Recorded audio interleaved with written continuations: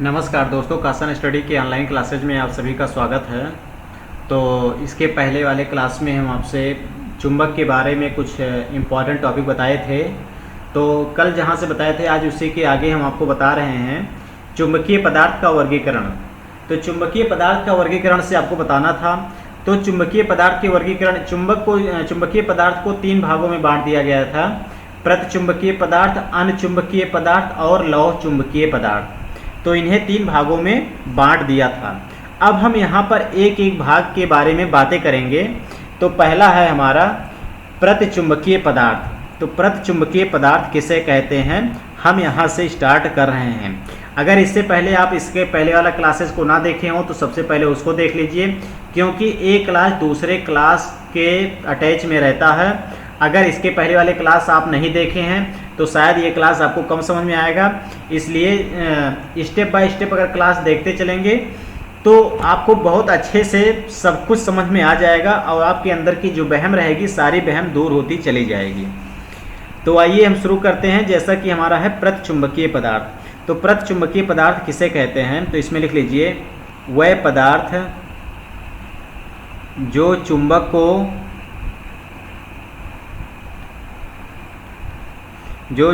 को अपनी ओर, जो चुंबक को आकर्षित, सीधा लिख लीजिए, आकर्षित करने का गुण, आकर्षित, वह पदार्थ जो चुंबक को आकर्षित नहीं करता है, वह पदार्थ जो चुंबक को आकर्षित नहीं करता है उसे क्या कहते हैं, तो प्रतिचुंबकीय पदार्थ कहते हैं। और जो इनकी परमिबिलिटी होती है, इसमें लिख लीजिए इनकी परमिएबिलिटी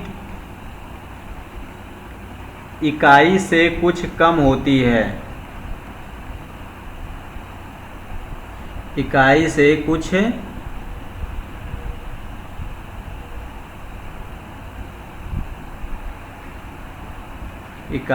कुछ कम होती है।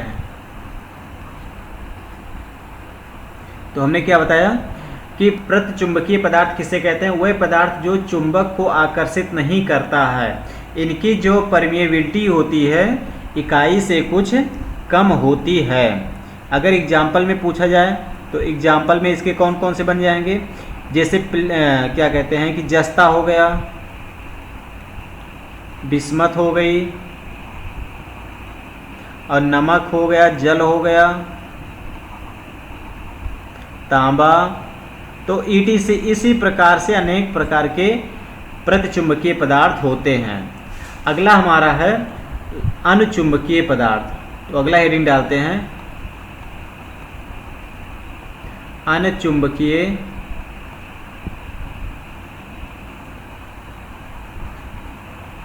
अनचुंबकीय पदार्थ। तो अनचुंबकीय पदार्थ किसे कहते हैं, तो इसमें लिख लीजिए वह पदार्थ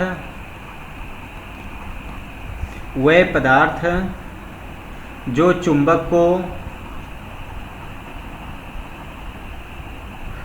चुंबक की ओर कम बल से आकर्षित होते हैं,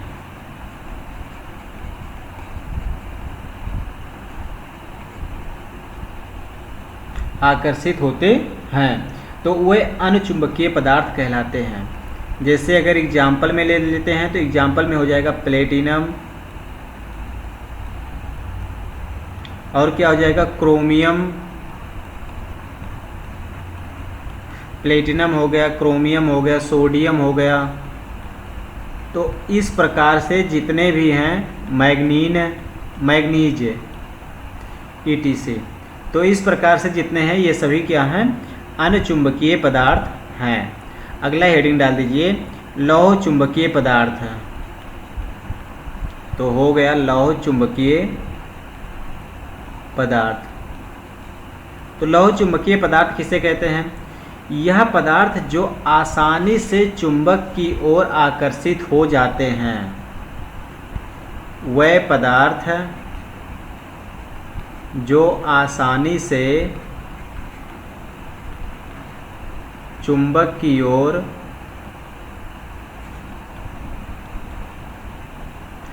आकर्षित हो जाते हैं।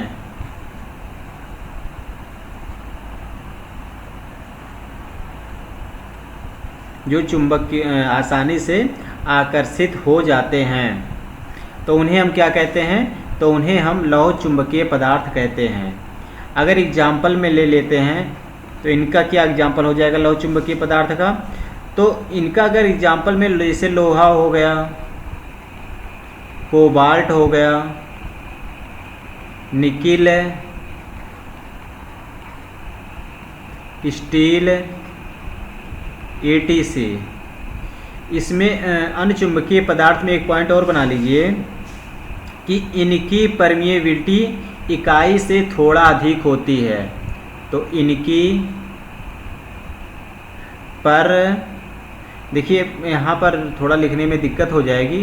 परमिएबिलिटी इकाई से थोड़ा अधिक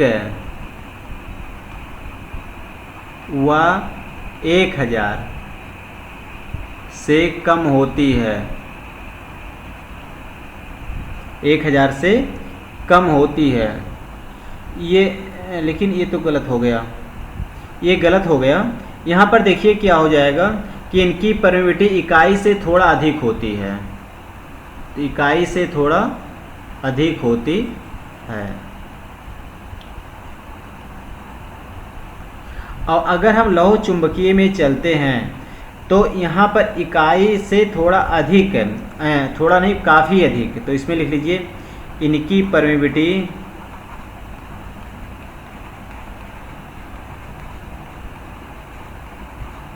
परमिएबिलिटी इकाई से काफ़ी अधिक व 1000 से कम होती है। 1000 से कम होती है। तो यहाँ पर ये हमारा अन्य चुंबकीय पदार्थ और लौह चुंबकीय पदार्थ, प्रचुंबकीय पदार्थ के बारे में डिस्क्रिप्शन है, डिस्क्राइब है। आगे हम टॉपिक लेते हैं चुंबकत्व वाहक बल, मैग्नेटो मोटिव फोर्स है। तो अगला हमारा टॉपिक है चुंबकत्व वाहक बल। देखिए यहाँ पर आपको ये समझना है कि एमएमएफ किसे कहते हैं।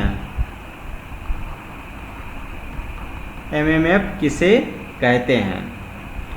तो जिस प्रकार से वैद्युत परिपथ में ईएमएफ इलेक्ट्रॉनों को चलाता है, ठीक उसी प्रकार एमएमएफ चुंबकीय परिपथ में चुंबकीय फ्लक्स को गतिमान करता है। तो इसमें लिख लीजिए जिस प्रकार वैद्युत परिपथ में, जिस प्रकार वैद्युतिक परिपथ में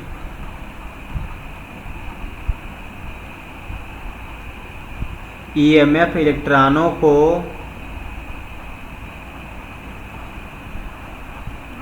चलाता है, ठीक उसी प्रकार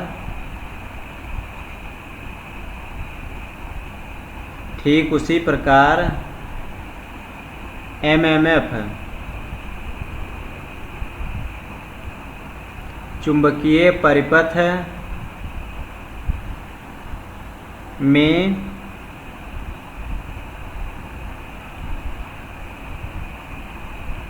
चुंबकीय फ्लक्स को गतिमान करता है, गतिमान करता है।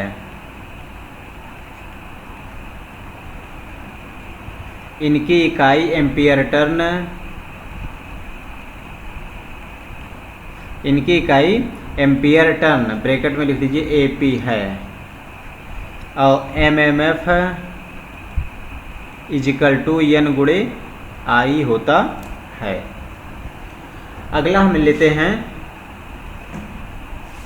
रिलेक्टेंस। अगला हमारा हेडिंग का नाम क्या है?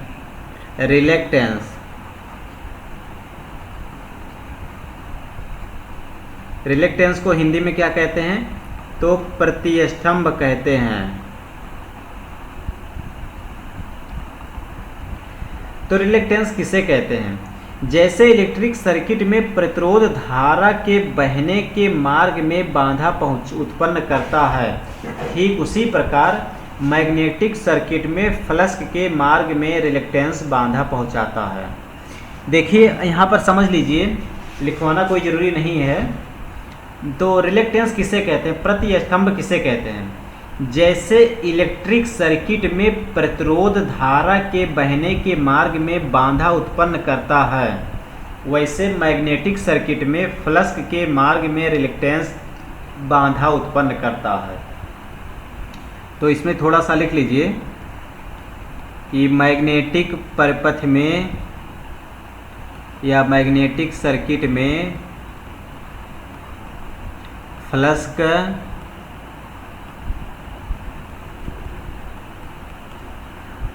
के मार्ग में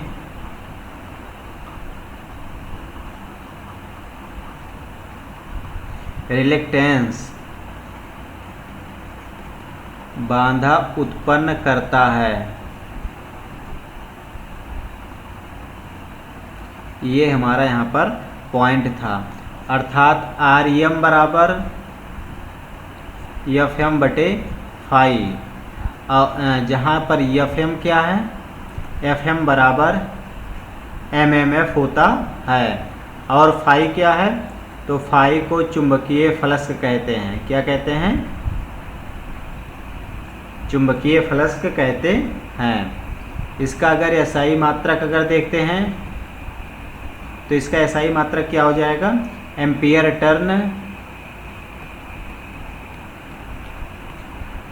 टर्न प्रति वेबर होता है। इसका अगर सेकंड मात्रक पूछते हैं तो सेकंड मात्रक हेनरी की पावर -1 हो जाएगा। तो यहाँ से हमारा इतना इम्पॉर्टेंट पॉइंट बनता है। अगला हेडिंग हम डालते हैं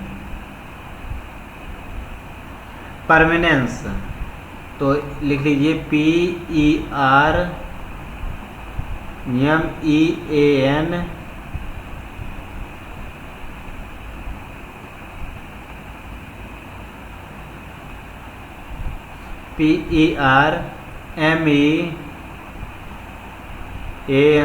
परमानेंस को हिंदी में क्या कहते हैं? प्रवेशता। हिंदी में क्या कहते हैं? तो प्रवेशता। देखिए प्रवेशता किसे कहते हैं? जो प्रवेशता होती है यह रिलेक्टेंस का उल्टा होता है। यह रिलेक्टेंस का उल्टा होता है। तो इसमें लिख लीजिए कि यह रिलेक्टेंस का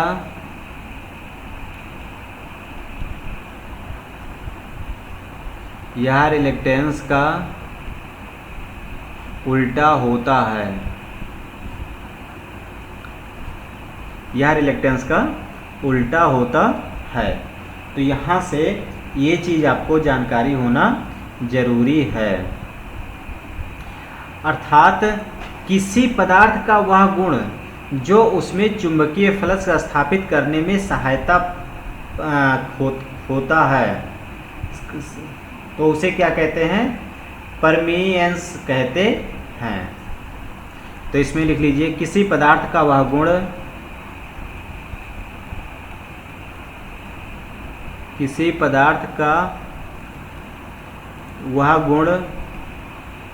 जो उसमें चुंबकीय फ्लक्स स्थापित करने में सहायता होता है, उसे क्या कहते हैं? तो परमिएंस कहते हैं। अर्थात हिंदी में क्या कहते हैं, तो प्रवेश्यता कहते हैं। इनका एसआई मात्रक क्या होता है, वेबर प्रति एम्पियर टर्न, ये इसका मात्रक होता है। और इनका जो प्रतीक होता है, इनका प्रतीक क्या होता है, तो रो होता है। इनका प्रतीक रो होता है। आगे हम चलते हैं, तो आगे है चुंबकशीलता। अगला टॉपिक का हमारा नाम है चुंबकशीलता, परमेबिलिटी। तो हम लिखते हैं PERMEABILITY। इसे क्या कहते हैं, चुंबकशीलता।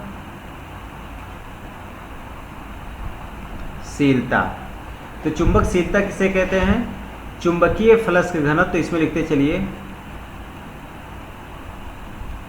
चुंबकीय फ्लक्स का घनत्व तथा चुंबकीय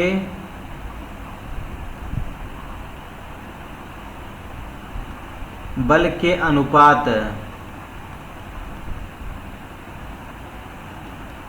को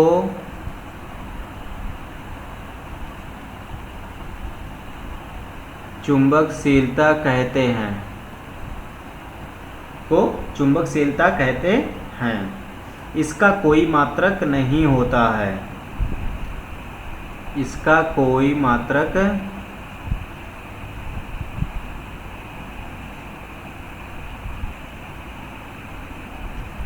मात्रक नहीं होता है। आगे लिख लीजिए, वायु तथा निर्वात में चुंबकशीलता का मान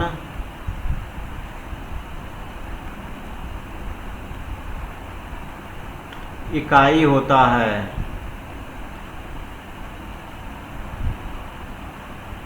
लोहे का चुंबकशीलता, इसमें लिख लीजिए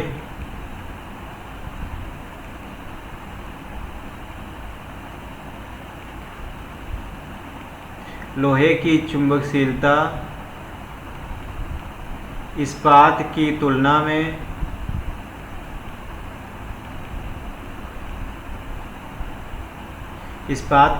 में अधिक होती है।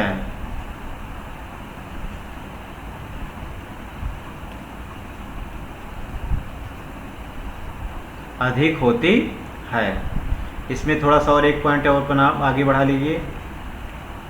यदि पदार्थ में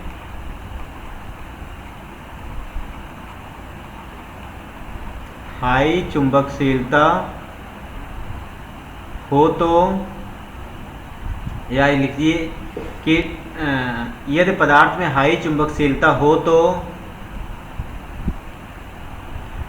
यह एक अच्छा चुंबकीय पदार्थ माना जाता है।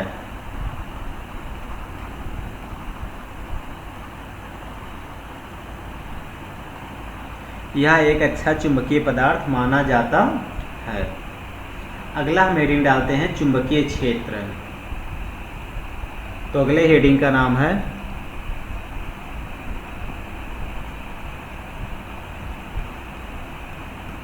चुंबकीय क्षेत्र। तो चुंबकीय क्षेत्र किसे कहते हैं, अब आपको यह भी बताना है। तो इसमें लिख लीजिए चुंबकीय क्षेत्र में कि किसी चुंबक में, लिखते चलिए, किसी चुंबक में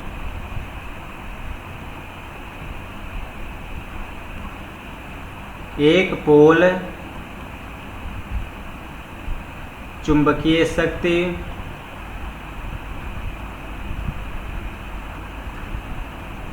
जो इकाई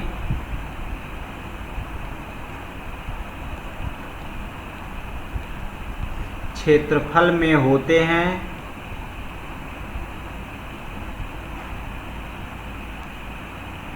चुंबकीय क्षेत्र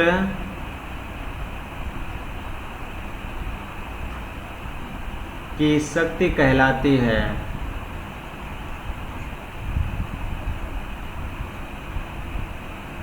CGS मात्रक इसका क्या होता है? तो CGS मात्रक गॉस होता है, और अगर SI मात्रक कहता है तो SI मात्रक क्या हो जाएगा? टेस्ला। SI मात्रक टेस्ला हो जाएगा। अगर ये पूछा जाता है कि एक गॉस बराबर कितना होता है, तो एक गॉस बराबर 10⁻⁻⁴ टेस्ला के बराबर हो जाता है। हम अगला टॉपिक लेते हैं। अगला टॉपिक हमारा है मैक्स बेल।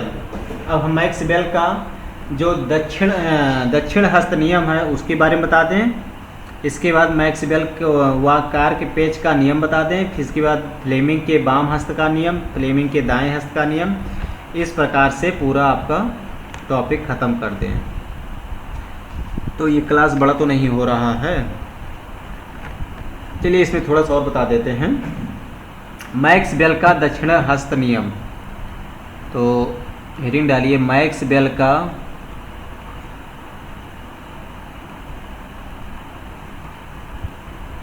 दक्षिण हस्त नियम। मैक्स बेल का दक्षिण हस्त नियम क्या है कि इसमें लिख लीजिए, यदि धारावाही तार को दाएं हाथ की हथेली की मिट्टी में इस प्रकार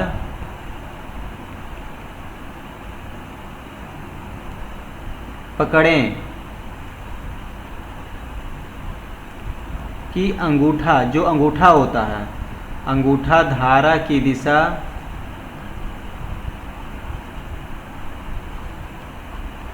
की ओर संकेत करता है, तो अन्य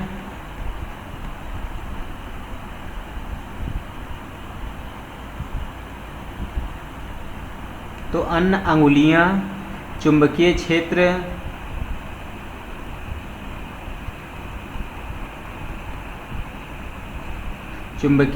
की बल रेखाओं की दिशा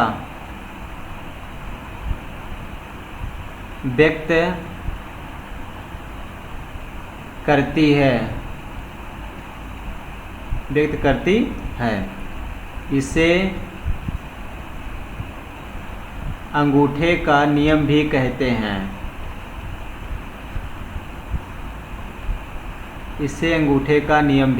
कहते हैं।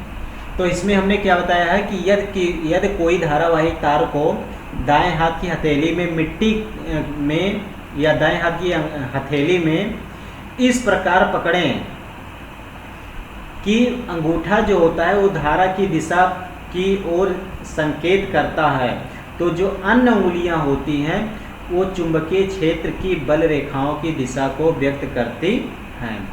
इसे अंगूठे का नियम भी कहते हैं। अगला हेडिंग डालते हैं मैक्स बेल व कर्क पेच नियम। तो इसमें लिख लीजिए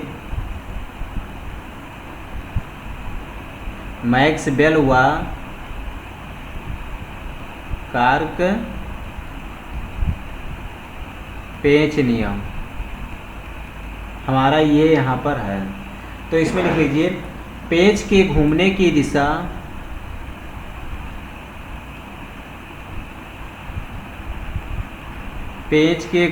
की दिशा चुंबकीय क्षेत्र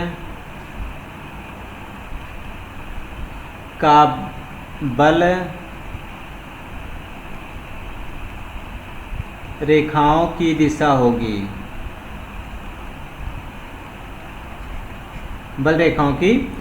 होगी, तथा पेंच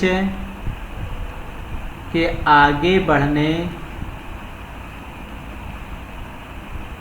की दिशा धारा को प्रकट करती है। अर्थात एक मैक्स बेल बराबर,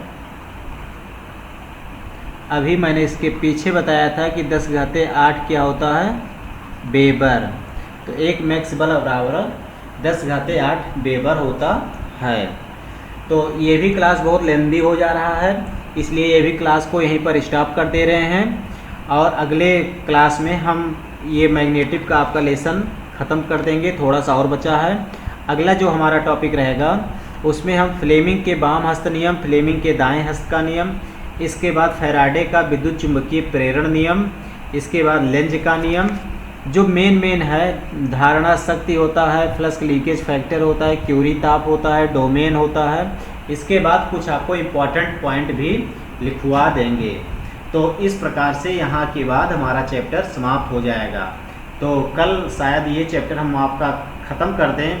तो जो भी बच्चे अभी तक चैनल को सब्सक्राइब नहीं किए हैं, चैनल को सब्सक्राइब कर लें। और अगर ये क्लासेज आपको पसंद आया है तो लाइक ज़रूर करिएगा। अगले सेशन में पुनः कल इसी टाइम मिलेंगे। नमस्कार।